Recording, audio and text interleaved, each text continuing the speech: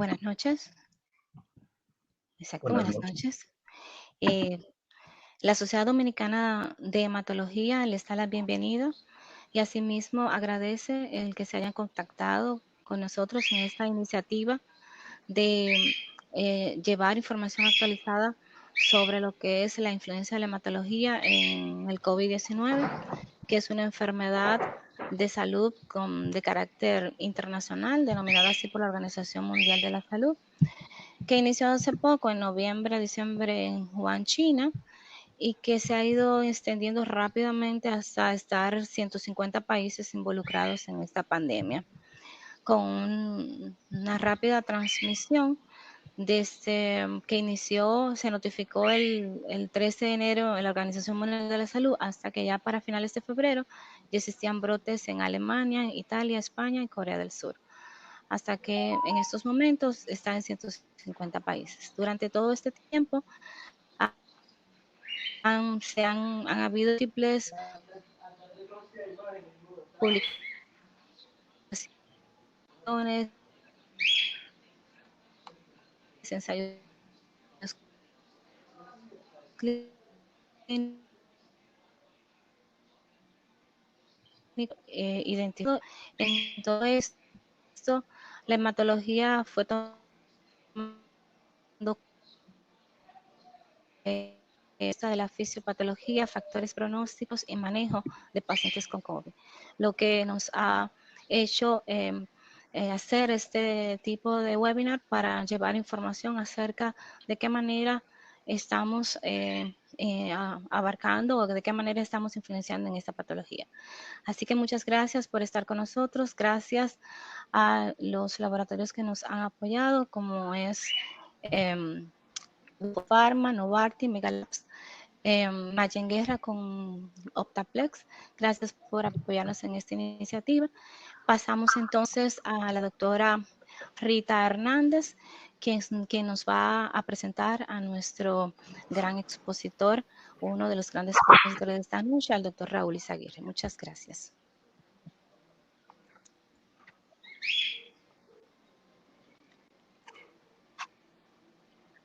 Sí, buenas noches.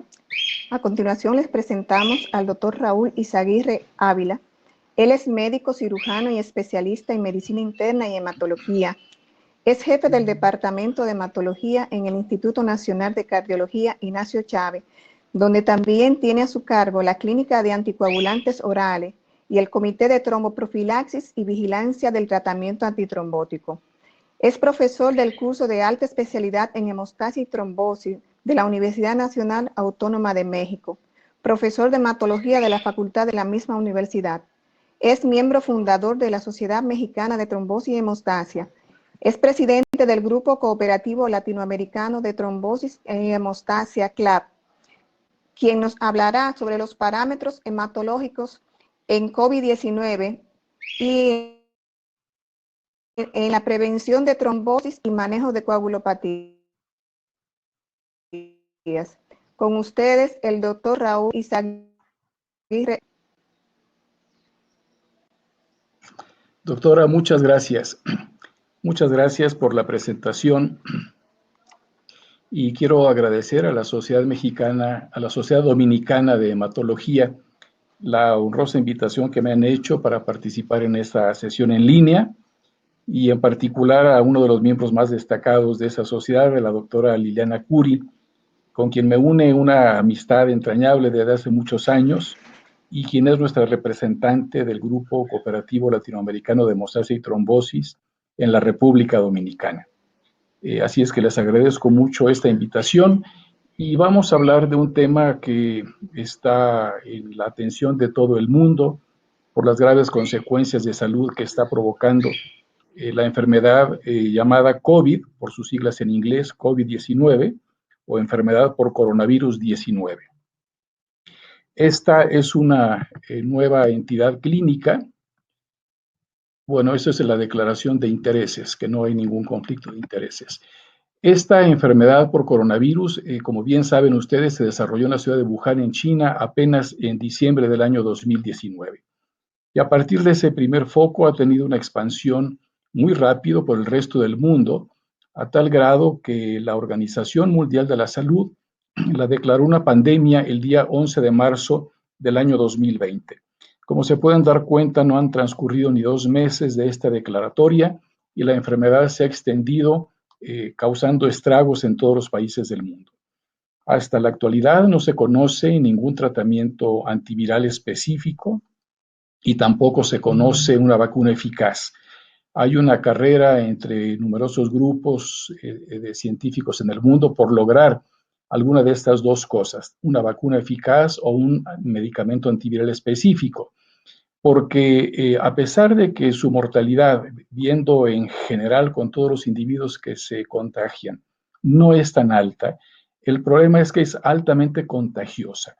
Entonces resulta que con una contagiosidad tan alta, aún con cifras relativamente bajas de mortalidad, se han acumulado numerosas muertes en el mundo, como vamos a ver ahora. Se sabe que de todos los individuos que contraen esta infección por este virus, hasta el 81% presentan una enfermedad leve, que esta es la gran mayoría. Y la tasa de letalidad general ha variado. En general ha estado en 2.3%, pero se están observando variaciones en diferentes países, y eso se debe a los métodos de medición, al número de muestras de pruebas que se practiquen, a los casos comprobados, a las poblaciones de riesgo, etc. Hay hasta un 19% de pacientes que forman una enfermedad muy grave. Desarrollan una enfermedad que rápidamente puede evolucionar a una insuficiencia respiratoria que puede ser fatal. La mayor parte de las muertes que se han producido en esta enfermedad por coronavirus se deben a falla respiratoria rápidamente progresiva. Hasta el 5% de los casos de infecciones requieren una intubación precisamente para mantener el apoyo ventilatorio.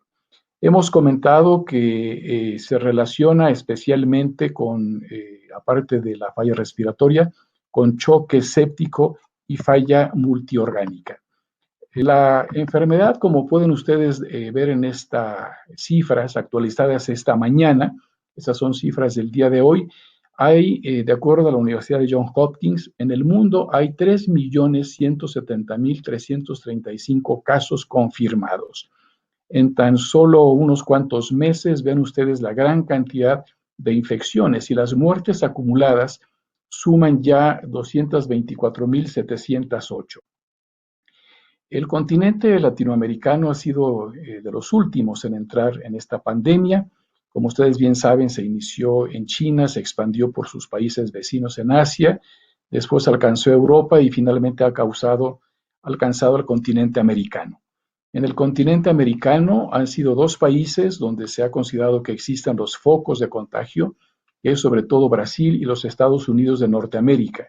Ahí pueden ver ustedes las cifras por país que se han acumulado hasta el día de hoy, que se han informado. ¿Cuáles son los puntos claves en el conocimiento de la forma grave? Por supuesto, lo que nos interesa es la forma grave, que es la que está causando tantas muertes en el mundo. En algunas ciudades, en algunos países, se producían hasta 1,000 o poco más de 1,000 muertes en un día, lo que ha causado una alarma mundial. Entonces, la atención está centrada por qué en algún grupo de enfermos, en algún grupo de individuos, evoluciona esta enfermedad a la gravedad. Una de las primeras cosas que se observaron en los hospitales de China, en los exámenes generales de laboratorio que se practicaban, era un incremento de los dímeros D. Desde un principio se asoció en que los dímeros D podrían ser un predictor de la gravedad y de la mortalidad. Pero también se hicieron las primeras autopsias. Y las primeras autopsias revelaron que había una forma de trombosis microvascular, prácticamente lo que hemos conocido como coagulación intravascular diseminada. La coagulación intravascular diseminada, como ustedes saben, se ha conocido por más de 40 años, pero ahora se reconoce que pueden existir variedades. Y en este caso de COVID-19, muchos autores han sugerido que se trata de una trombosis microvascular muy limitada al pulmón.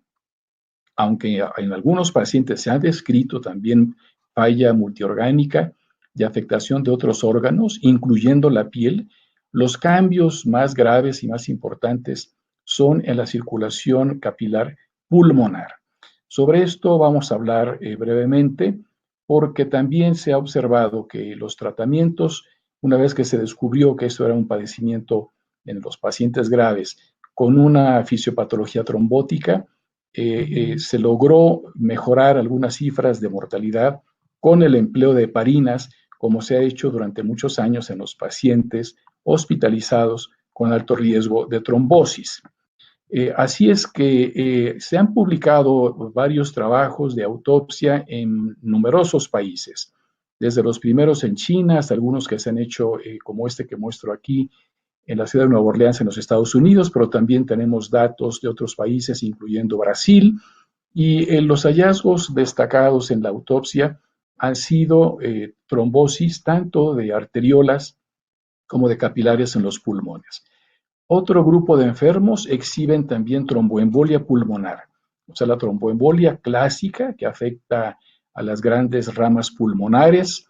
Y una cosa interesante es que se ha encontrado dilatación ventricular derecha.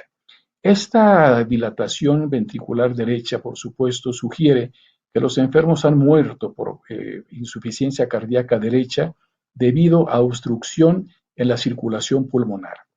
La muerte por tromboembolia pulmonar debida a la falla ventricular derecha fue vista ya desde la época de Rudolf Virchow. Virchow observó a mediados del siglo XIX que los individuos muertos y en los que encontraba grandes coágulos atascados en las arterias pulmonares, existía una dilatación ventricular. Ahora eso es un hallazgo común que se ha encontrado incluso en otras formas de patología pulmonar. Otro dato interesante son los cortes microscópicos.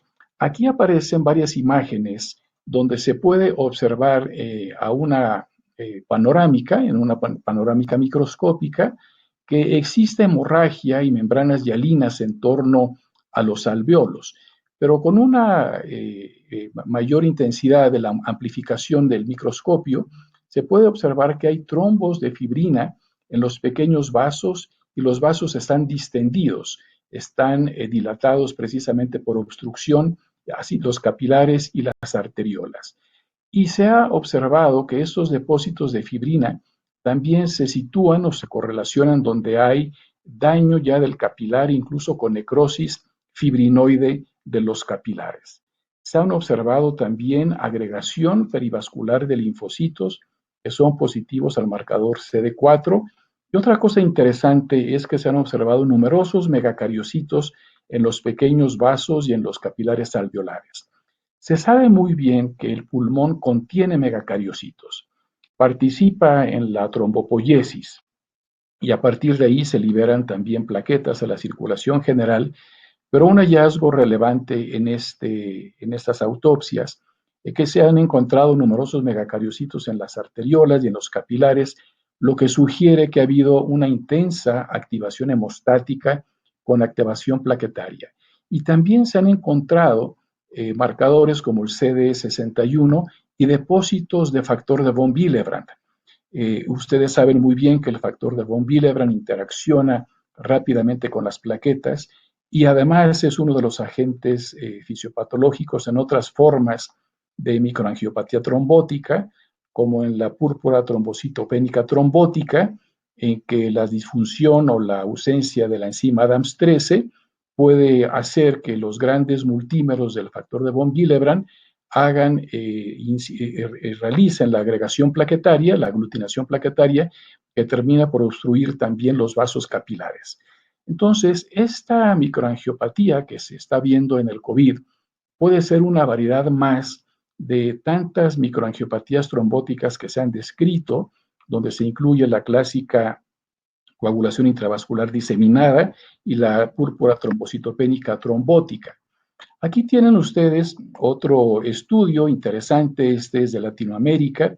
Ese es un grupo de patología muy distinguido de la Universidad de Sao Paulo, en Brasil, que han hecho esta comunicación recientemente, donde estudiaron 10 casos fatales de individuos con COVID grave. Fueron 5 hombres y 5 mujeres que tenían una edad media de 67 años. 8 de los enfermos tenían más de 60 años de edad, que ahora se sabe que son los que se ven más afectados por la forma grave, y 7 de ellos tenían comorbilidades como la diabetes, la hipertensión, la enfermedad coronaria, que ahora se identifican como los factores de mal pronóstico en el COVID-19. Vean ustedes que este grupo de Brasil ha encontrado también hallazgos interesantes, como son un daño alveolar con un intenso efecto citopático y una escasa infiltración linfocítica. También destacan los trombos de fibrina en las arteriolas pulmonares y en el parénquima pulmonar, y también ellos observaron megacariocitos como un signo de activación hemostática. Entonces, varios grupos han comprobado este tipo de microtrombosis, lo que tiene unas profundas implicaciones en la prevención y en el tratamiento con anticoagulantes para esta nueva enfermedad. Estas son otras imágenes microscópicas del grupo de Sao Paulo, ese es otro grupo de la doctora Magro, donde ven también depósitos significativos de fibrina en el septo interalveolar. Esto sugiere que la falla respiratoria tiene varias causas. Aparte del daño estructural de los alveolos, los depósitos de fibrina en el septum y en los propios capilares deben de imponer una barrera muy importante para el recambio ventilatorio.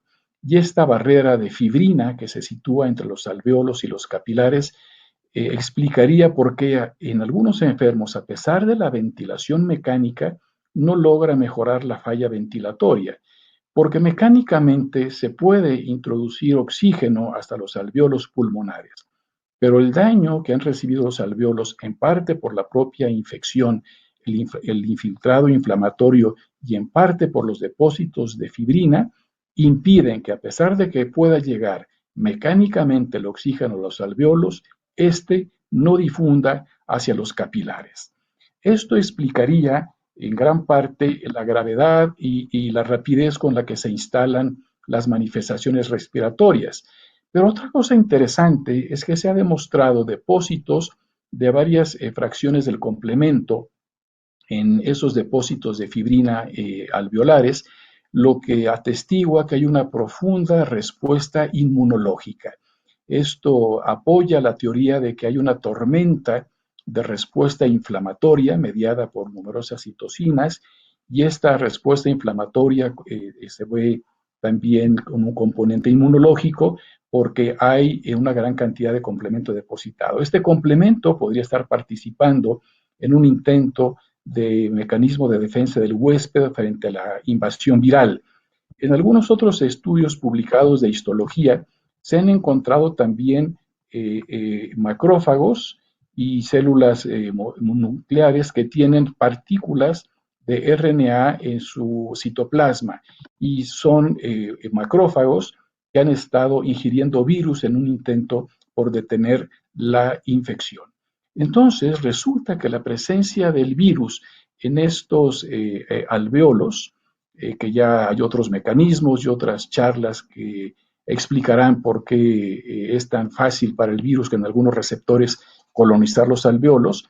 Lo más importante es que la presencia de este virus en el parénquima pulmonar y en el espacio alveolar induce una respuesta inmunológica intensa. Y esta respuesta culmina con la generación de fibrina, haciendo una microangiopatía trombótica limitada a los pulmones y un daño alveolar difuso, con todo lo que hemos nosotros mencionado. Esto nos recuerda otro tipo de microangiopatía trombótica descrita en los pulmones apenas en los años 90.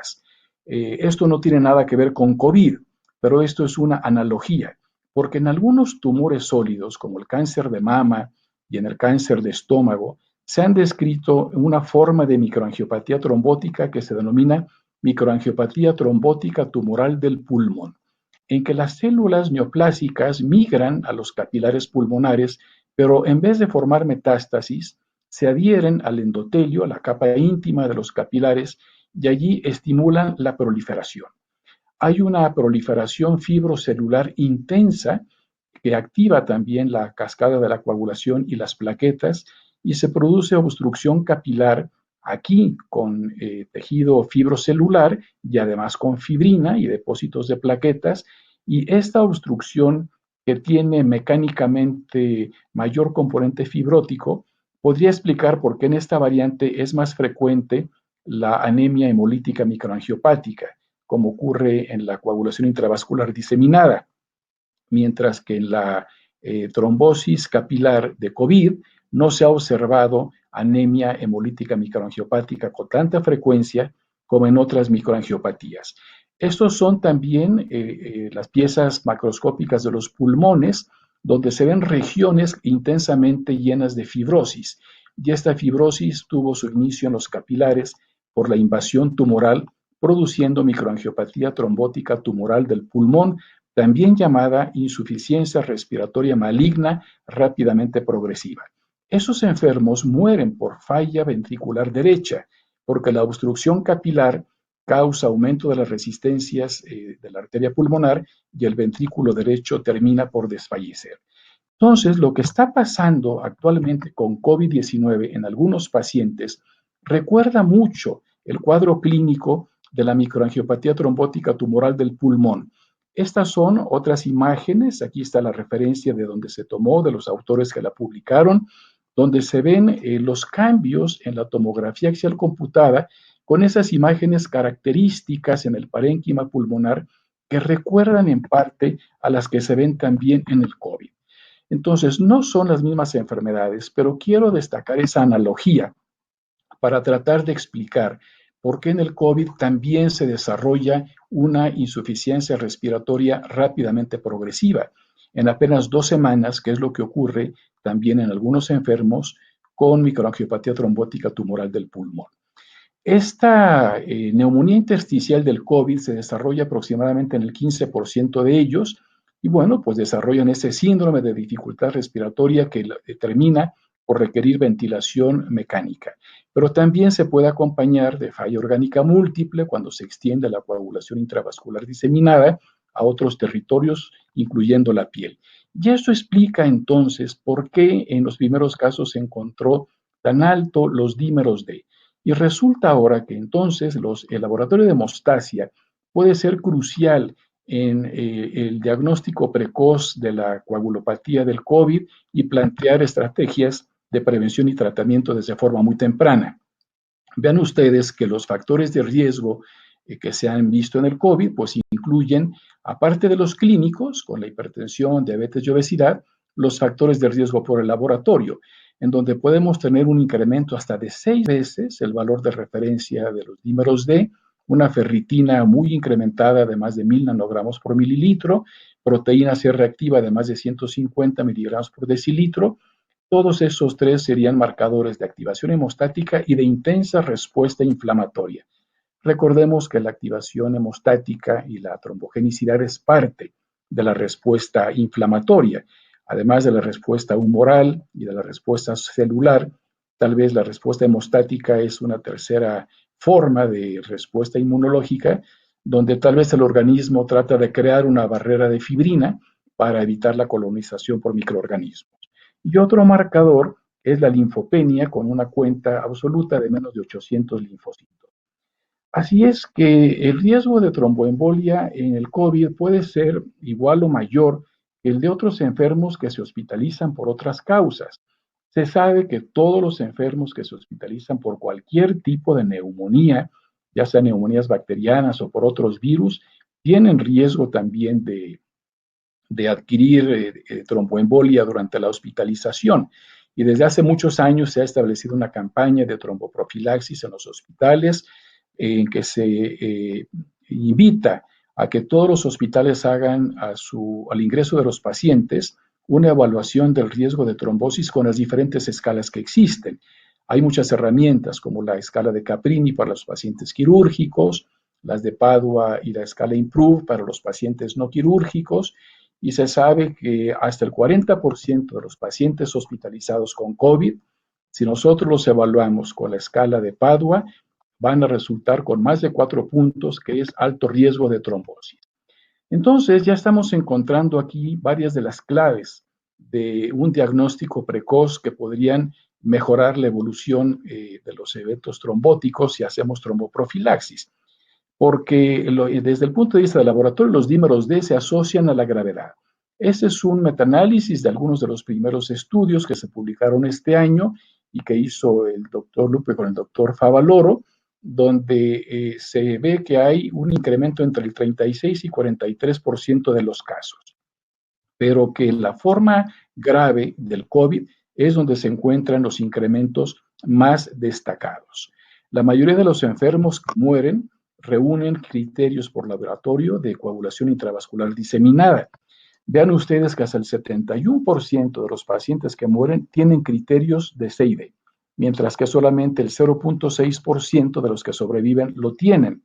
Así es que estos hallazgos ahora hacen que el papel del laboratorio de hemostasia y de hematología junto con terapia intensiva cobren un papel interesante. Esa es una de las primeras series que se publicaron de pacientes en China, en Wuhan, donde pueden ver la evolución en días desde el inicio de los síntomas. Aquí marcaríamos el inicio de los síntomas y vean que ya hay pacientes que en la primera semana están buscando una admisión hospitalaria. Estos primeros 7 días se dio la incubación del virus, pero también se pudo haber dado la respuesta trombogénica como parte de la inflamatoria que agravó los síntomas. Y en este tiempo podría haberse estado incubando el fenómeno de trombosis capilar en algunos pacientes de ellos. Vean cómo 8 días, por ejemplo, después aparece disnea y el 9º día una dificultad respiratoria aguda en los pacientes que ya estaban en el hospital. En las primeras 24 a 48 horas, varios de ellos tienen que ingresar a la sala de terapia intensiva. Entonces, esto demuestra que los pacientes llegan en una etapa más o menos avanzada. Un estudio reciente italiano del doctor Barco también ha demostrado que en las primeras 24 horas del ingreso de estos pacientes que buscan ayuda por falla respiratoria, ocurren fenómenos de tromboembolia pulmonar. Esto tiene implicaciones en el tratamiento porque el paciente llega al hospital cuando cruza el umbral clínico de insuficiencia respiratoria, pero seguramente los días anteriores, mientras estuvo en su casa, fue cuando se estuvieron incubando esta actividad trombogénica que llega a un punto de obstrucción del límite clínico en que produce la disnea. Vean como en este grupo de pacientes de Wuhan, que fueron 41 enfermos con COVID confirmado por el laboratorio PCR, hasta el 66% de ellos habían tenido una exposición directa en ese mercado de mariscos que ahora se ha vuelto tan famoso, donde se supone que se inició la pandemia. Fueron pacientes con una edad media de 41 años y todos los que ingresaron tenían neumonía.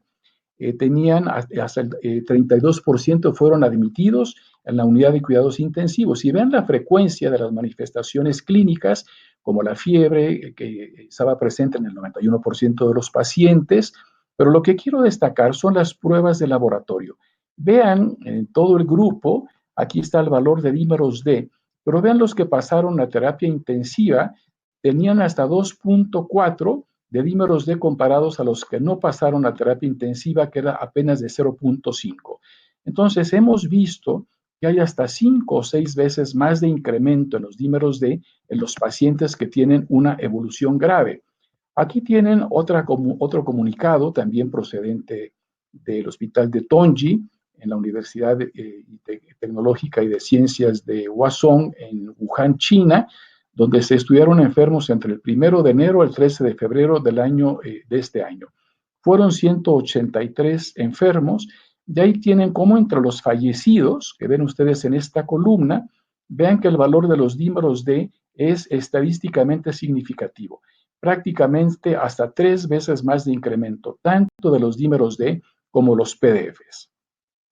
Ahora, muchos médicos los ven como una sola prueba de laboratorio de mal pronóstico, pero la interpretación que hay que dar es que es un indicador de que está ocurriendo un fenómeno trombótico rápidamente progresivo y que no solamente el dímero D lo debemos de ver como mal pronóstico, sino que nos debe de obligar a actuar para dar tromboprofilaxis en un intento para detener ese proceso trombogénico.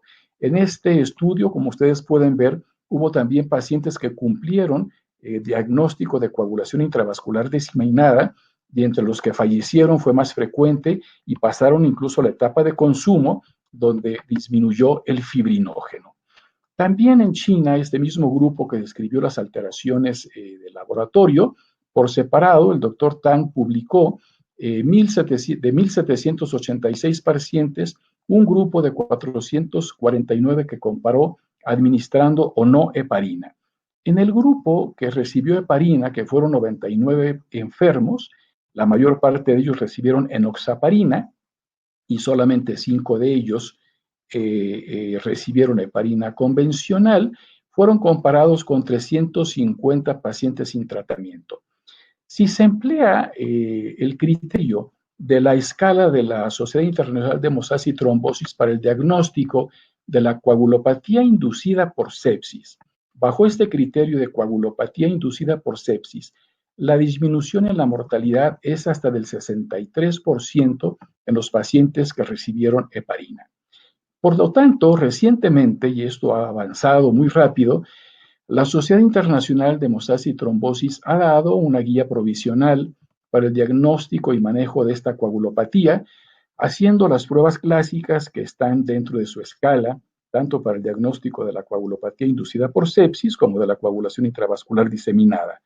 Y a la admisión hay que hacer los marcadores, y si aún no es posible hacer diagnóstico de CID, hay que estar haciendo una vigilancia hasta 2 o 3 veces al día en esos enfermos, porque puede cambiar rápidamente el panorama clínico, y en caso de que ya hay datos por el laboratorio de una coagulopatía que se está instalando, proceder a la tromboprofilaxis o incluso al tratamiento anticoagulante. Han surgido entonces en el mundo numerosas guías muy rápidas de tratamiento. De todos los países prácticamente, las sociedades de trombosis están sacando guías y recomendaciones. Todas son muy parecidas en el sentido de que hay que aplicar escalas de evaluación de trombosis, de que hay que instalar lo más pronto posible tromboprofilaxis para evitar tromboembolia pulmonar o coagulación intravascular diseminada o coagulopatía inducida por sepsis, y cuando hay un diagnóstico comprobado de tromboembolia pulmonar, hacer la anticoagulación completa.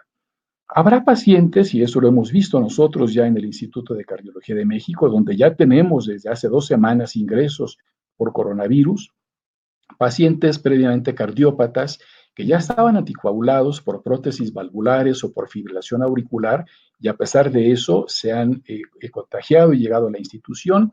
En este caso se suspenden los anticoagulantes orales y se continúa con heparina convencional o con heparina de bajo peso molecular. También los enfermos que ya estaban anticoagulados por tromboembolia previa, se les cambia a una terapia puente, y no se sugiere escalar las dosis de los anticoagulados por ahora, ¿no?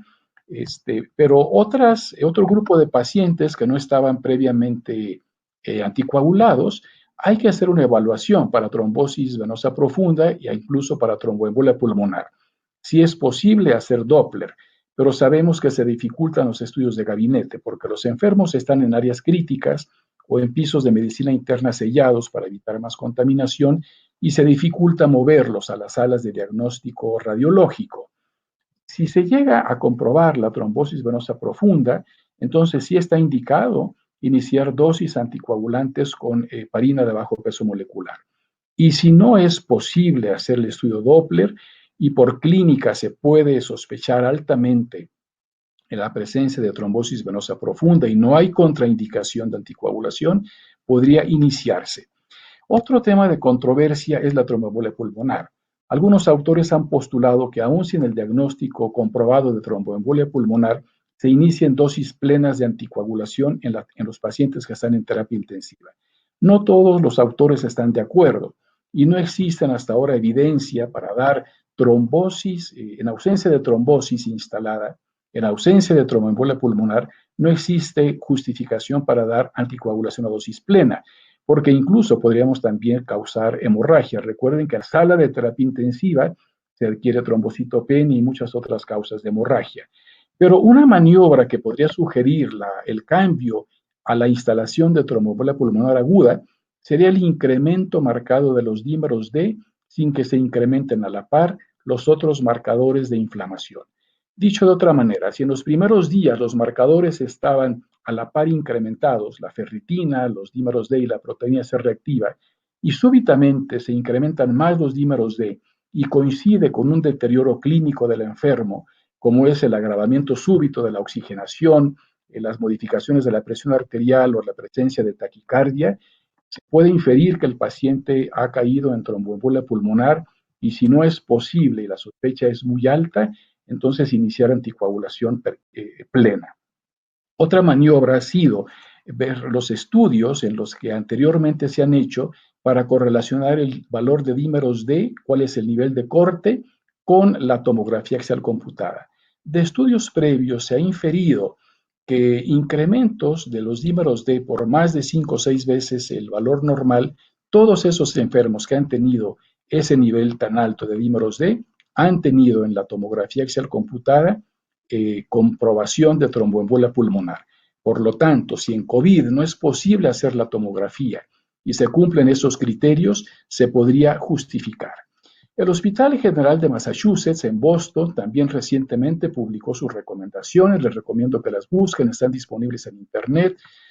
Como muchos otros, recomiendan ese perfil de pruebas con dímeros D, con ferritina, fibrinógeno, troponina, marcadores de inflamación, pero también una cosa importante, vigilar diariamente o a veces varias veces al día los dímeros D para observar si el paciente se está deteriorando o incrementándose la actividad trombótica.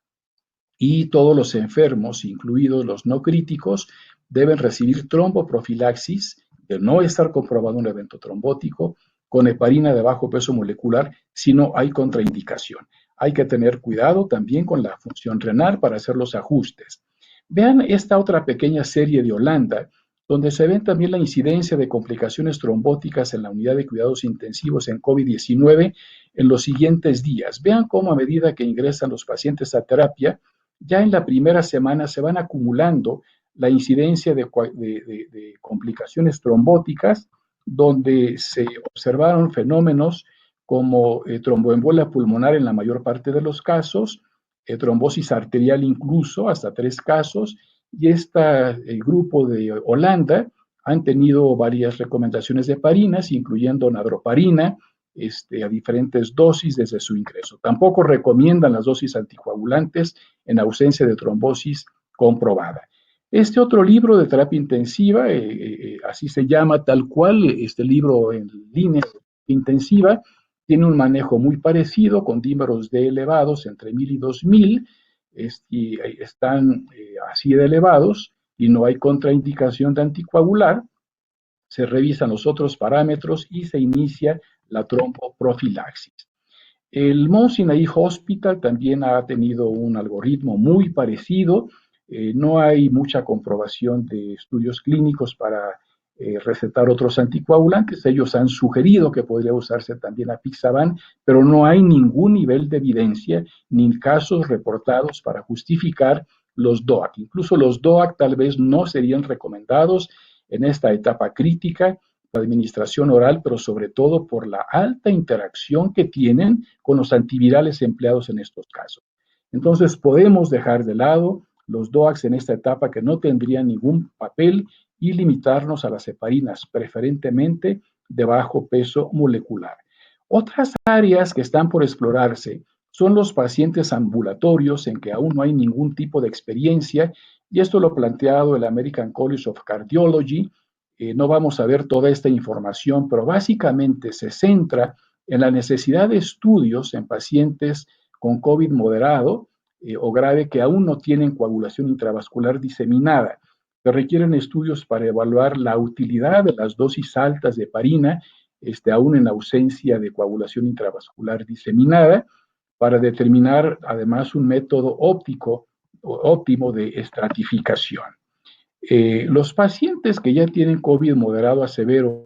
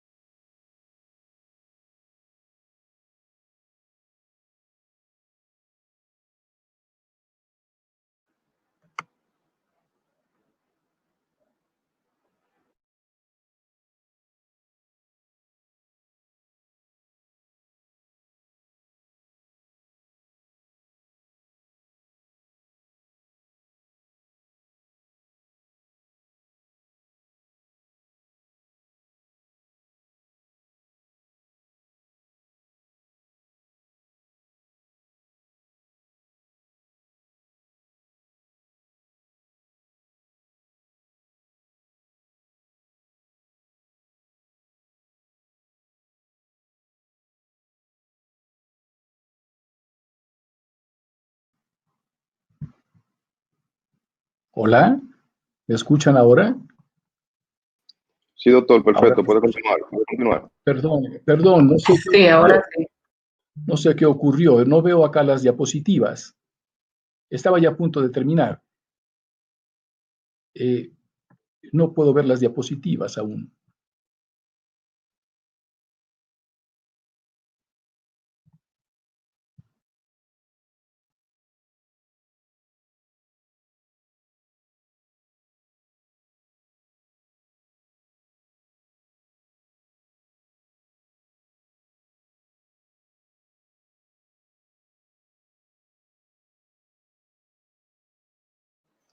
¿La puede ver, doctor, ahí?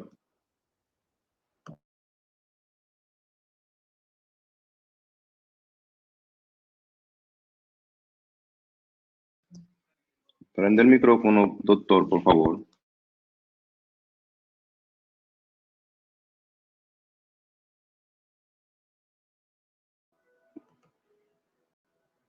Sí, no es.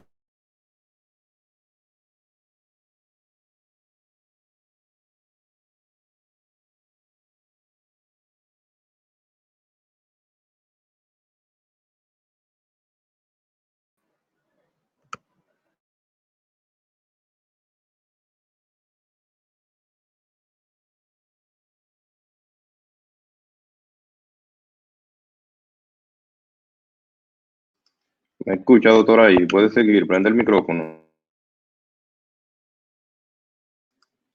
Prende el micrófono, doctor, que no se escucha. Está encendido el micrófono. Ahora está encendido.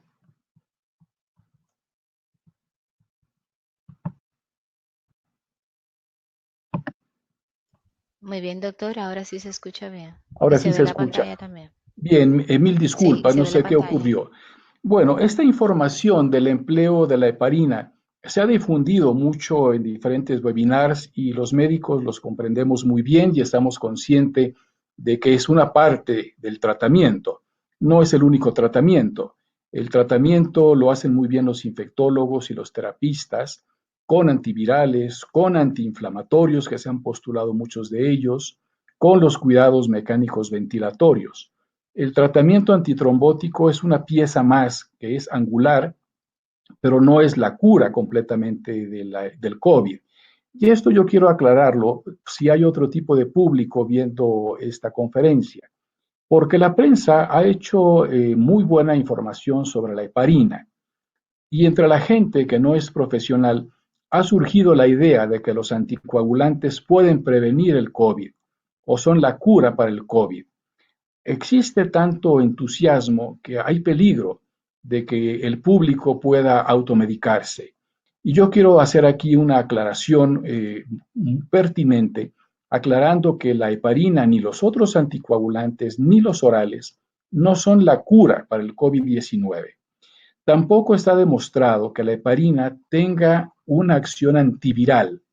Aunque hay estudios de laboratorio básicos que lo sugieren, no hay ningún nivel de evidencia para pensar que la heparina impide la infección por el coronavirus.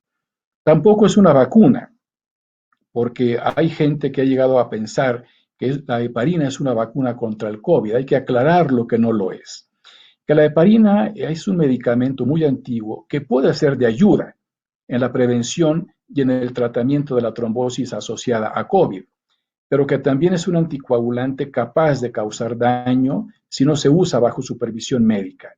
Y aclarar que el público y los enfermos no deben automedicarse con ningún tipo de anticoagulante ni ningún tipo de antiagregante plaquetario, porque son medicamentos que pueden producir daño. Si los pacientes iniciales o el público tienen inquietudes, deben de consultar la información en las páginas de internet o con sus médicos para evitar un uso indiscriminado de anticoagulantes que más podría dañar.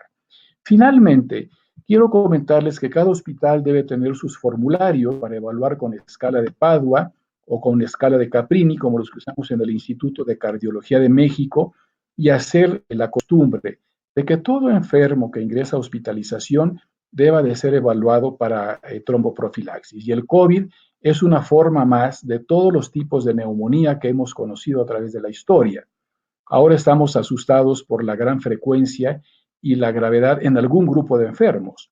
Pero las noticias buenas también son que hay una gran mayoría de individuos que sobreviven y a veces son asintomáticos a la infección. Entonces, nuestros esfuerzos tienen que centrarse en identificar los grupos de riesgo, tanto por clínica como por laboratorio.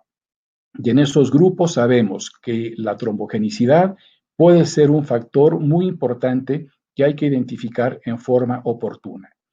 Terminamos con esas conclusiones de que el COVID es una pandemia que representa una amenaza global, que las formas graves generalmente evolucionan a falla respiratoria y que esta frecuencia ha saturado numerosos servicios de hospitalización en numerosos países y que hay una estrecha relación de las alteraciones trombogénicas con la falla respiratoria y la muerte, por complicaciones ahora observadas, tanto en el laboratorio como en autopsias de tromboembolia pulmonar, coagulación intravascular diseminada y microangiopatía trombótica pulmonar. La prevención y tratamiento antitrombótico en este grupo de enfermos es un apoyo para el resto del tratamiento.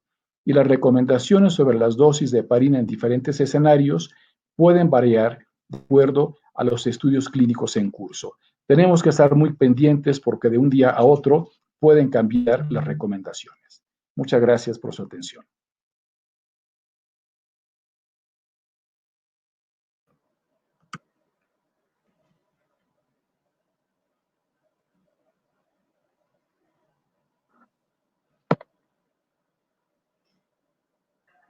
Gracias, doctor. Ahora vamos a pasar a la segunda parte de esta conferencia.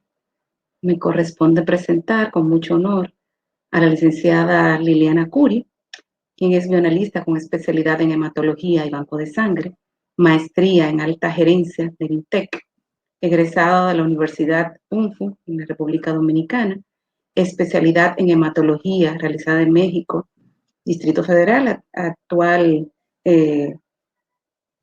Ciudad de México. Es docente de grado en la Universidad INTEC y de maestría en la Universidad Autónoma de Santo Domingo. Representante del grupo CLAC, del grupo latinoamericano de hemostasia y trombosis en la República Dominicana, que es el grupo CLAC, y directora del Centro de Helicobacter pylori y laboratorio especializado en hemostasia y trombosis. Con ustedes la licenciada Curi, con el tema Importancia de los tests diagnósticos y su relación con la limitación de la transmisión del virus. Licenciada Curi.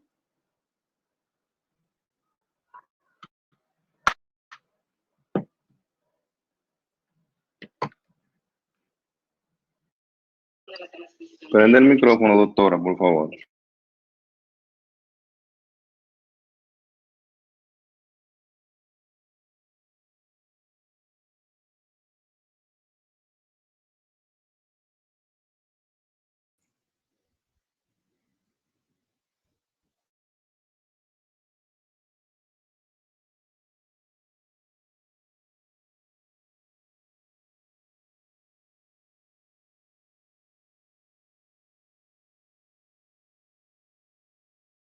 Disculpe, licenciada, no se escucha nada. Por favor, revise el micrófono.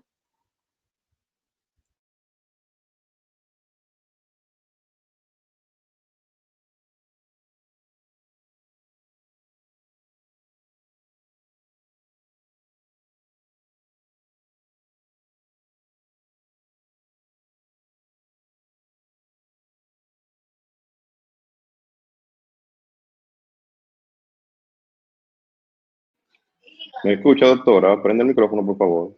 No se escucha.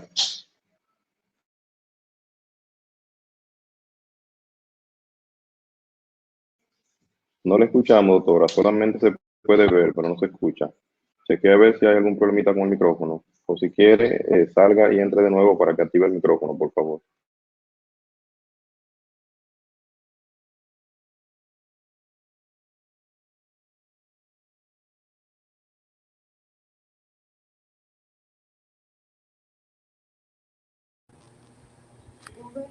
¿Ahora me escuchan? Ahora sí le escuchamos, doctora. Sí, ahora sí se escucha. Ok. Perfecto. Sí. Entonces, saludaba a toda la audiencia y agradecía a la Sociedad Dominicana de Hematología por la invitación que me hicieran a participar en este webinar junto al doctor Raúl Izaguirre, con quien me unen lazos de muchos años de amistad y de conocerlo, ya que lo conocí en el año 1980 en México mientras hacíamos residencia.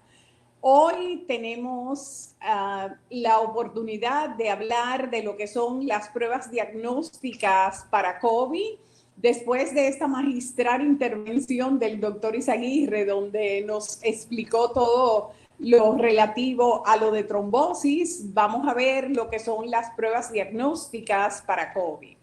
Y tenemos que los métodos que los laboratorios tenemos para detectar los microorganismos pueden ser directos o indirectos. Si son directos, detectamos antígenos, y si son indirectos, detectamos anticuerpos. Aquí tenemos un esquema para una introducción rápida sobre lo que vamos a hablar de las pruebas. Las pruebas diagnósticas las vamos a dividir en lo que es la detección del virus, que utilizan métodos directos y que hacemos las determinaciones de ARN del virus a través de las famosas pruebas que en este país se le llaman PCR y que todo el mundo domina el término. Y también se pueden hacer por la detección de los antígenos virales. Las muestras que se utilizan para estos pacientes son hisopos nasofaringio, orofaringio, esputo, fluidos de lavado alveolar, saliva, e incluso se ha planteado el tener heces también para hacer PCR. La detección de la respuesta inmune, entonces, serían las pruebas que se realizan mediante los métodos indirectos, porque lo que mide es la respuesta del cuerpo a hacerle frente a ese agresor que es el virus, y estas muestras son en sangre. Las pruebas para PCR, que detectan PCR, las podemos hacer por varias metodologías. La metodología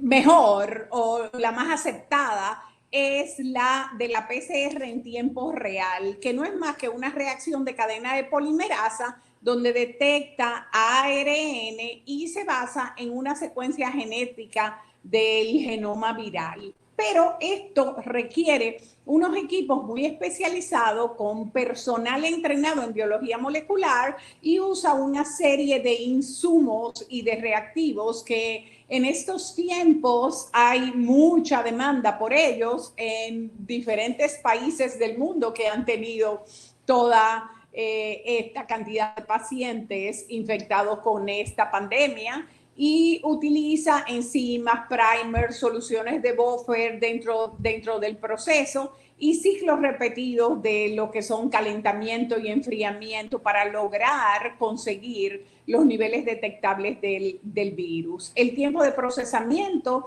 es de 3 a 4 horas aproximadamente, depende si se hace por un termociclador o si se hace por uno de los equipos sofisticados que ya, gracias a Dios, llegaron a nuestro país, los reactivos para ello, que es el COVAS 6800, que ya lo tenemos y que nos puede dar una cantidad de respuesta diaria mayor para la realización de estas pruebas.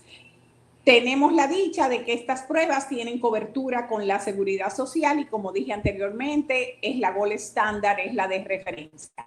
Pero también existe una prueba de PCR rápida que es una prueba cualitativa, no cuantitativa como la de PCR en tiempo real, que detecta también material genético del virus, requiere un equipo de metodología, de tecnología sofisticada, pero de fácil manejo. es un point of care que tiene Abbott nuevo, que ahora la FDA aceptó que pudiera ser usado para las pruebas de COVID también, porque estaba aceptado que se usara para todo lo que son las detecciones de influenza y de otros virus. Esto tiene reportes en 30 minutos. Otra prueba que detecta antígeno, esta no la tenemos en el país aún, es una prueba cualitativa que detecta la presencia del antígeno SARS-CoV-2 con un principio de inmunocromatografía o de ELISA. Una prueba rápida con resultados en 15 minutos y que sirve para evaluar personas sospechosas de una forma rápida para poderlos tener en una emergencia para hacer triaje e identificar candidatos que pueden ser infecciosos y aislarlos inmediatamente si este paciente sale positivo. No obstante, si este paciente sale positivo, hay que hacerle la prueba rápida de PCR en tiempo real. ¿Qué muestran? Que utilizan estas pruebas de detección de antígenos, usan secreciones, como dije anteriormente, usan secreciones nasales, orofaringeas, lavados de alveolares, o también puede usar saliva e incluso puede usar heces. Las otras pruebas son las pruebas diagnósticas de medición por un método indirecto, que son las que determinan las inmunoglobulinas del tipo IgG y del tipo IgM. Es un método cualitativo, es una prueba rápida de cromatografía y tiene una alta sensibilidad y especificidad. Para que puedan ser efectivas y puedan funcionar, deben tener más de un 80% de sensibilidad y especificidad, y además deben ser utilizadas en un periodo de la pandemia que sea a partir del 10º día. Estos pueden usarse para evaluar infecciones generalizadas y para investigar tasas de inmunidad. La muestra que utilices es sangre, la cual puede ser venosa o capilar, y se puede utilizar sangre total, suero, plasma con EDTA o citratado. Pero, ¿cuáles pruebas entonces debo utilizar y cuándo las debo realizar? ¿Siempre me debo hacer PCR o puedo hacerme prueba en sangre? Bueno, veremos mediante estos cuadros que nosotros tenemos que las pruebas de PCR siempre van a dar positivo desde el día 0 hasta el día 21, incluso hay hasta el día 28, pero a partir del día 21 comienzan a bajar la cantidad de virus que está presente, porque se supone que en condiciones normales ya se haya resuelto en ese periodo toda la infección. Y de ahí que es uno de los parámetros para decir si la persona ya se curó, se sanó, el hecho de que una prueba de PCR esté negativa después de haber pasado un proceso infeccioso, que haya estado positivo, se le dio tratamiento y luego cómo se monitorea para decir que sí está libre, es con una prueba de PCR que se hace una primera que dé negativa y una segunda que dé negativa, con una diferencia de 24 a 48 horas, y entonces ya las personas comienzan a estar tranquilas porque ya no tienen el virus en su cuerpo. Pero hay que estar pendiente con estas pruebas de PCR de que la muestra debe estar muy bien tomada. Si esa muestra no está bien tomada, podemos tener pruebas de PCR con falsos negativos. Y las muestras que se utilizan para la detección del PCR en tiempo real durante los primeros 10 días es la muestra de secreción nasal. Pero a partir del día 8 o del día 10, las muestras que se deben tomar son las muestras ya de garganta, ya orofaringea o esputo o saliva, o de unos lavados, de unos enjuagues que se hagan para que todo el virus que estaba en la nariz, que bajó ya a lo que es la parte de la garganta, pues pueda ser expulsado y se pueda poder detectar el material genético del virus cuando se hace la prueba por PCR. El esputo se puede usar, pero no todo el mundo siempre tiene una serie de excreciones, de secreciones en este virus de lo que es el COVID. Aquí tenemos una gráfica donde podemos ver la respuesta inmune y cómo se detecta y cómo se comporta esta infección. Tenemos que en el día 0, cuando comienza la curva amarilla, comienza a ser detectable el antígeno, y este antígeno va a ser detectable, como ven aquí, desde el día 0 hasta el día 27, 28 puede estar positivo, pero a partir del día 21 ese antígeno comienza a negativizar porque comienza a disminuir la carga viral en el cuerpo de la persona que ha sido infectada. Pero el día 7 tenemos que inician los anticuerpos del tipo IgM. Y aquí podemos comenzar a utilizar las pruebas en sangre, detectando IgM, y a partir del día 14 comienza la aparición de los anticuerpos del tipo IgG. Tenemos una situación con relación a lo que es la zona de prezona de los IgMs, y vemos en este cuadro que con relación a las pruebas diagnósticas en sangre, del día 0 al día 10 no es recomendable hacer prueba serológica de detección de anticuerpos en sangre porque van a dar negativos. Y que a partir del día 7, que es cuando comienzan los anticuerpos tipo IgM a aparecer, vamos a encontrar que podemos tener positivos un 50% de los casos positivos identificados solamente.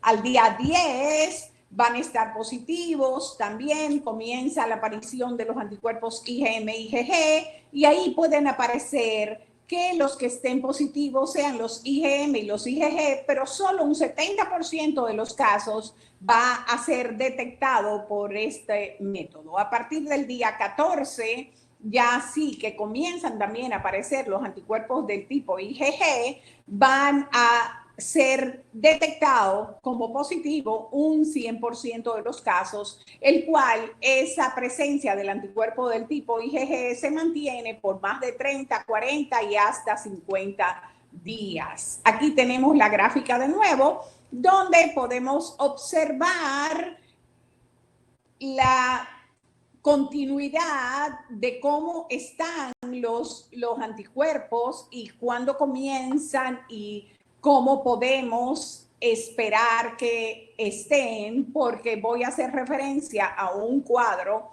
posteriormente sobre el significado clínico de cada una de las pruebas. Estas pruebas diagnósticas de PCR utilizan este tipo de aditamentos o de insumos que ustedes ven en las pantallas, donde tiene un hisopo bien delgadito, el cual permite que se pueda introducir en la nariz con la menor molestia posible, aunque hay muchos pacientes que dicen que es bastante molestoso. Se toma la secreción o se puede tomar de la parte oral también, se guarda en este tubo que tiene un líquido, se etiqueta y esto se puede tomar en las casas. De hecho, el protocolo que tiene República Dominicana para la toma de muestra de este tipo de pruebas es yendo a las casas, que es el que acepta el Ministerio de Salud Pública. Aquí tenemos algunas de las marcas que hay en el mercado para lo que es la detección de los anticuerpos en sangre del tipo IgG y IgM, que las hemos recibido en el país con donaciones personales o donaciones de políticos y que se han estado utilizando en diferentes países, poblaciones, provincias que han tenido eventos de ya transmisión comunitaria del virus. Si vemos este cuadro, ellos hacen una comparación de lo que es la PCR con la prueba rápida en sangre, donde un PCR positivo indica que es un paciente que puede estar en periodo de ventana porque tiene los anticuerpos negativos, como vimos en la gráfica cuando explicamos. Un paciente que tiene positivo el PCR y el IgM es un paciente que está con la infección en estado temprano comenzando, y un paciente que tiene los tres positivos, tanto el PCR como, o sea, que es la detección de antígeno, como el IgM y el IgG, es un paciente que está en la fase activa de la infección, pero que está comenzando a subir los anticuerpos del tipo IgG. Los pacientes en periodo tardío o que tienen una infección recurrente van a tener este esquema de un PCR positivo que definitivamente siempre nos va a hablar de que hay presencia de antígeno en el cuerpo de esa persona, y una IgG positiva quiere decir que estuvo expuesta, que el cuerpo reaccionó, que hubo presencia de anticuerpos del tipo IgG o que volvió y se reinfectó. Si solo tenemos el IgM positivo, este paciente se entiende que está en un estadio temprano de la infección porque la IgM me significa infección activa. Recuérdense que comienza a partir del día 7 a aparecer los anticuerpos del IgM, y este PCR negativo podría ser un resultado falso negativo del PCR dado a lo que ya le había yo comentado de la metodología de toma de muestra y lo largo y el proceso de la metodología del laboratorio. Los pacientes que tienen una infección pasada pues van a estar negativo para PCR, negativo para la IgM, y el IgG sí va a estar positivo. Ahora, pudiéramos decir que esta persona tiene inmunidad o que estos anticuerpos mantienen inmunidad. Eso todavía no lo sabemos. Tenemos una infección muy reciente que apenas en diciembre comenzó en China, y la experiencia es de 5 meses en el mundo y ha azotado todo lo que es el continente asiático, ya llegó al continente europeo y ahora nos está golpeando a nosotros en el continente americano. El paciente que está en periodo de recuperación de la infección puede tener una prueba de PCR negativo, que pudiera ser por un falso negativo, o pudiera ser que realmente esté negativo, y porque haya desaparecido el virus y ya se esté recuperando y esté asintomático, y los IgM y los IgG estén positivos, y este paciente puede estar comenzando a recuperar a recuperarse lo que es de la infección. Todos saben aquí en República Dominicana que hemos tenido pacientes que aclaran muy rápidamente desde el día 10 o el día 14, aclaran todo lo que es la carga viral y las PCR comienzan a estar negativos. Por suerte son los más, pero hemos tenido pacientes, como es el caso del italiano, que tuvimos hasta más de 50 días después de la enfermedad, de haberse detectado la enfermedad de ese paciente, dando positivo para lo que es la PCR, hasta que finalmente dio negativo y le dieron de alta del hospital, porque hasta tanto no estuvo negativo para la PCR, no se le dio. Hay una situación que la gente se cuestiona, y ¿está libre de infección o no está libre de infección? Bueno, hay muchos cuestionamientos porque hay autores que dicen que el virus se mantiene en materia fecal hasta 15 días después de haber dado negativo en PCR y que por eso las personas deben mantener también el cuidado de la higiene y el confinamiento en las casas y cuidar del baño para que no se reinfecten todas las otras personas que están en la casa cuando ya regresan esos que están convalecientes. ¿Cuándo usar estas pruebas rápidas y para qué? Bueno, para detectar personas asintomáticas con la infección, monitoreo de pacientes convalecientes con COVID-19 para ver cómo están sus niveles de anticuerpos, para evaluar infección general, para estudios poblacionales epidemiológicos, para testear y rastrear todo el personal de salud que le ha hecho frente a todos estos pacientes, buscando si tienen inmunidad protectiva o no, y para las personas que están en riesgo de contraer infecciones. También para los familiares del personal que está enfermo y los cuidadores que están asistiendo a esas personas en sus casas, pacientes asintomáticos con un PCR negativo y pacientes que acuden a la consulta y que manifiestan que tienen más de 7 días de síntomas. Podría ser útil realizarle una prueba rápida.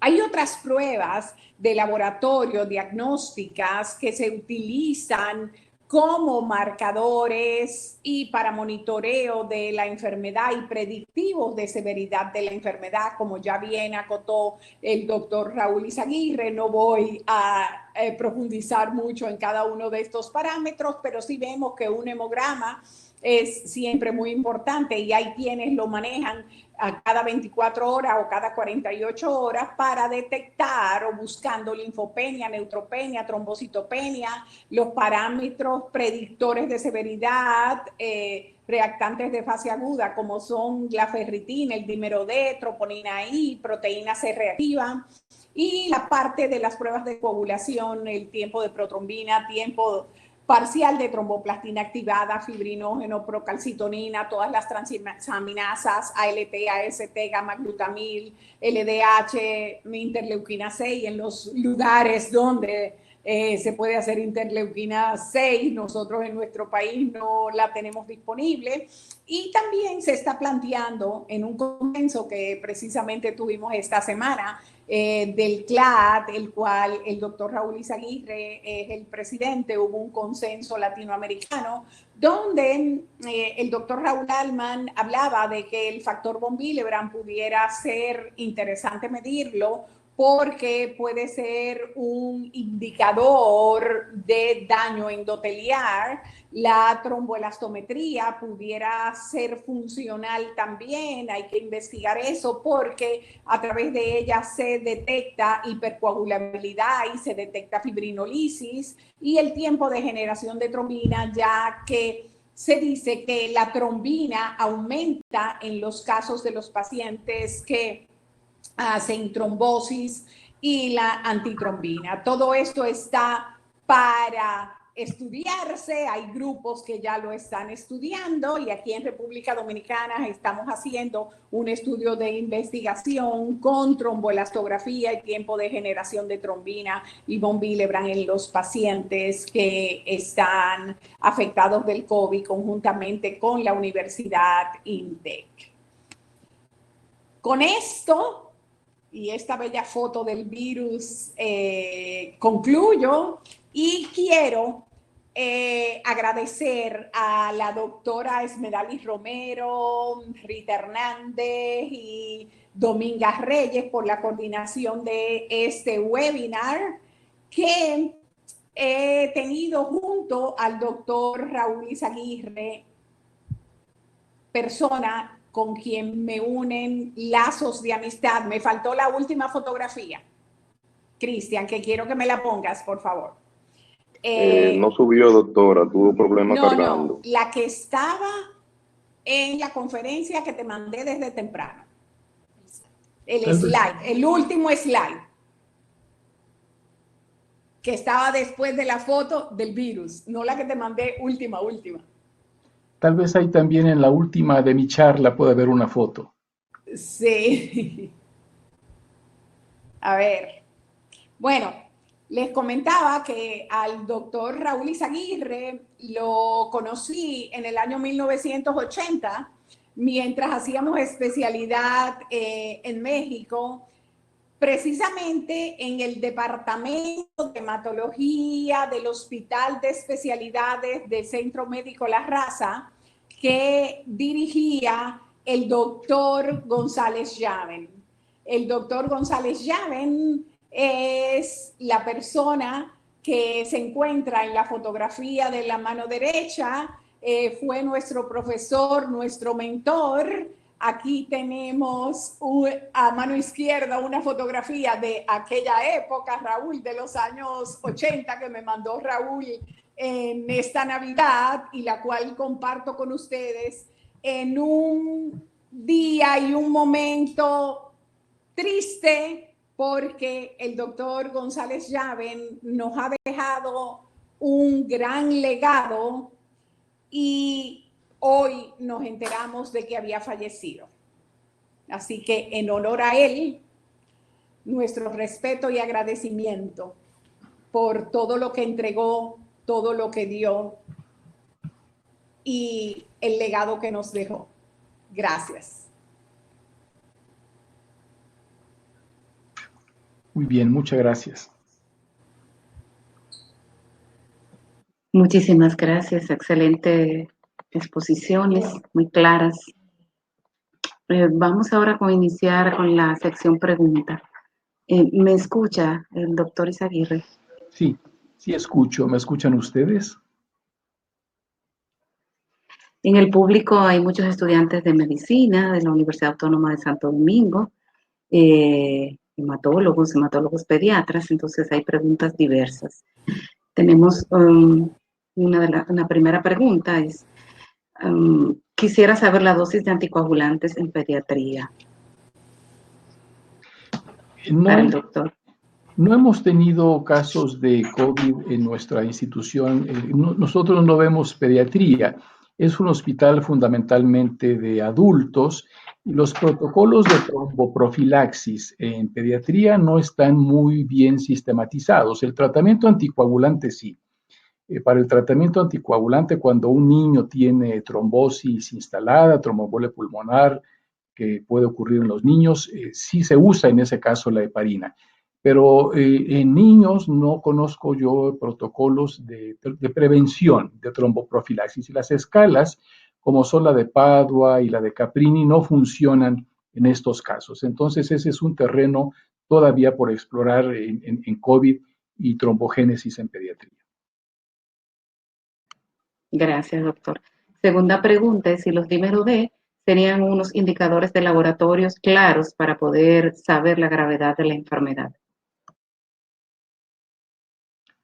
¿Quisieras contestar, Liliana, o comentamos? Sí, tú comenta. Sí, por supuesto. Tú eres nuestro invitado especial esta noche. Gracias. Los dímeros D son un indicador de que se ha generado fibrina. Normalmente debemos de tener una concentración muy baja que varía de acuerdo a cada laboratorio los valores de referencia, que pueden ser entre 260 y 500 aproximadamente. Por eso en muchas recomendaciones se emplea mejor el número de veces que está incrementado sobre el nivel basal que cada laboratorio tiene. Entonces, un incremento moderado, digamos hasta 1000 aproximadamente, que equivaldría a unas 2 veces el valor normal, se considera que ya hay actividad trombogénica, pero que podría no estar instalado un evento obstructivo todavía. En cambio, las elevaciones hasta de 6 veces el basal, y si tenemos un basal de 500, eso equivaldría a 3000, eso podría ser indicativo de que ya existe trombosis venosa profunda o tromboembolia pulmonar. Los dímeros D se han usado mucho en el manejo de la enfermedad tromboembólica venosa, no solamente en esta etapa del COVID. Por ejemplo, un paciente que ha tenido enfermedad tromboembólica venosa o tromboembolia pulmonar de cualquier causa y está anticoagulado, digamos, un periodo de 6 meses y se suspenden los anticoagulantes orales, Después de haberlo suspendido, se recomienda realizar mediciones de dímeros D. Deben de estar prácticamente normales. Si los dímeros D se incrementan, esto es un signo de que puede recaer o regresar en un fenómeno trombótico. Y hay estudios que han correlacionado el nivel de incremento con la tasa de recaída de enfermedad tromboembólica venosa. Entonces, definitivamente los dímeros C son de gran valor. Y acá cobran fundamental importancia en el COVID porque al ingresar un paciente en hospital ya podría indicarnos incluso un pronóstico. Un paciente con dímeros D de más de 3 veces la referencia es un paciente que está muy mal y que requiere una atención mucho más intensa.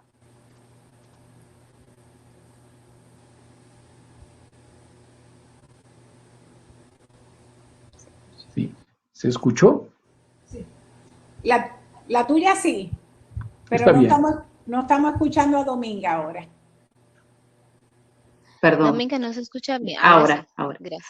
Ahora sí. La tercera pregunta va más o menos relacionada. Dice, ¿por qué no utilizan como parámetros los PDF, productos de degradación de fibrinógeno? Así detectarían más precozmente el CID. No, porque tienen diferente origen.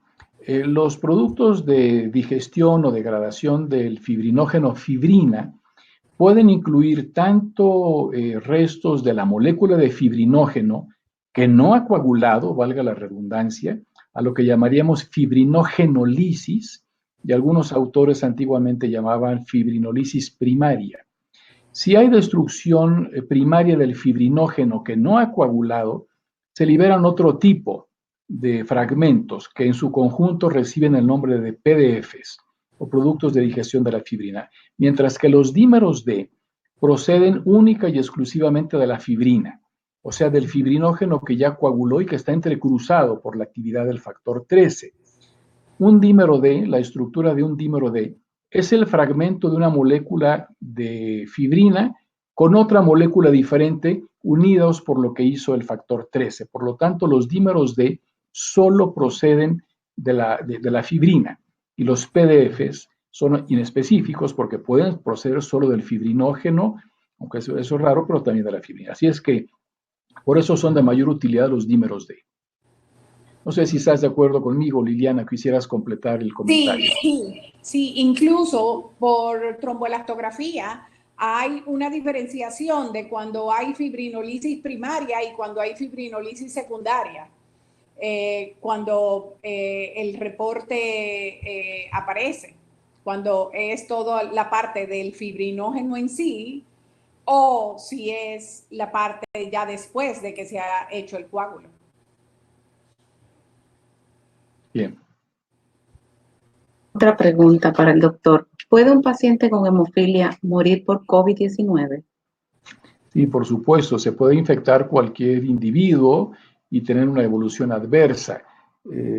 No hay experiencia todavía en el mundo si realmente una enfermedad hemorragípara protege contra la trombosis o no, pero incluso en la hemofilia, fuera del COVID, en los individuos hemofílicos que ahora viven más gracias a los excelentes tratamientos profilácticos que hay, hemos llegado a ver trombosis también en pacientes hemofílicos, hemos llegado a ver necesidad de anticoagularlos cuando tienen, por ejemplo, fibrilación auricular, y hay escasos documentación de fenómenos trombóticos en hemofílicos fuera de la infusión. Durante la infusión del factor 8 se alcanzan niveles más altos, pueden ser supranormales y se han descrito fenómenos trombóticos asociados a la infusión de factor 8. Pero fuera de eso, en los hemofílicos adultos puede haber fenómenos trombóticos. Perfecto. Para la licenciada Curi, ¿las pruebas de PCR serían las mejores para indicar desde el inicio la aparición de la enfermedad? Sí, claro. Son las únicas que se deben indicar y son las únicas confirmatorias de lo que es la enfermedad de COVID.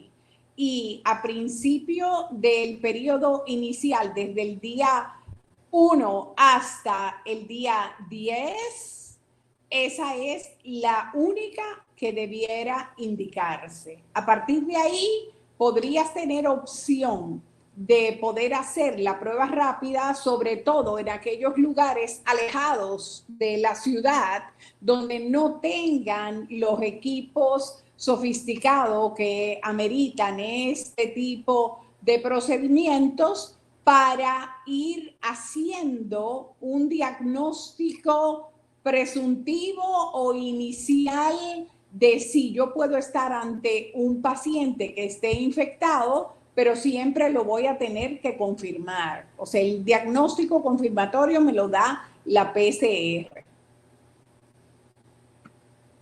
Perfecto, gracias, licenciada. Otra pregunta. ¿Puede una persona con la carga viral disminuida transmitir el virus al doctor? Sí, parece que incluso desde la etapa presintomática hay transmisión viral. Una de las cosas que se han mencionado este nuevo virus es la alta contagiosidad. Yo soy hematólogo, soy internista, no soy médico infectólogo ni especialista en epidemiología o medicina de salud pública, pero los especialistas en salud pública han insistido mucho y los virólogos en que tiene una alta contagiosidad este virus, posiblemente desde las etapas muy iniciales de la infección. Para la licenciada Curi, si compara la PCR en saliva e hisopado nasal, ¿cuál preferiría? ¿La tasa de falsos negativos en cuál es más alto? Depende del día en que esté tomada la muestra, como bien expliqué en el cuadro, que siempre los primeros días hasta el día 8, lo que se recomienda y lo que se usa es el hisopo nasal. Y después, a partir del día 8 en adelante, ya se debe bajar a lo que es garganta o a lo que es saliva con los enjuagues, o todo lo que es nasofaríngeo. Perfecto. O sea que tenemos que tener muy pendiente la toma de muestra para estas pruebas, porque podrían interferir y dar falsos negativos. Otra pregunta para ustedes. Sí. Si actualmente se está midiendo en el país antígeno del virus en heces, ya que algunos autores señalan que después del proceso respiratorio se puede expulsar el virus en heces. Sí, aún en el país nosotros no tenemos reactivos para COVID de antígenos en heces. De hecho, en el país las únicas pruebas que están llegando para los diagnósticos son las pruebas de PCR, y ustedes han visto en todas las alocuciones que ha tenido el ministro toda la dificultad que ha habido para la realización de las pruebas por la deficiencia que hay en los insumos a nivel global, que se hacen los pedidos, pero hay que estar en cola para esperar que le despachen a cada uno de los países los insumos y los reactivos que se requieren, porque como es una enfermedad nueva, no había realmente reactivos hechos en producciones como en grandes cantidades, como lo hay para el VIH, como lo hay para hepatitis C, hepatitis B, que hay múltiples industrias que producen y que sí tienen existencia. O sea que no tenemos en el país todavía eso. Tenemos la prueba, solamente la prueba de PCR en tiempo real. No existe la detección de antígeno en secreción nasal tampoco por cromatografía, ni existe tampoco la de PCR rápida de Abbott. Está pedida, pero no han llegado los reactivos. Se supone que a mediados de mayo deben estar entrando al país.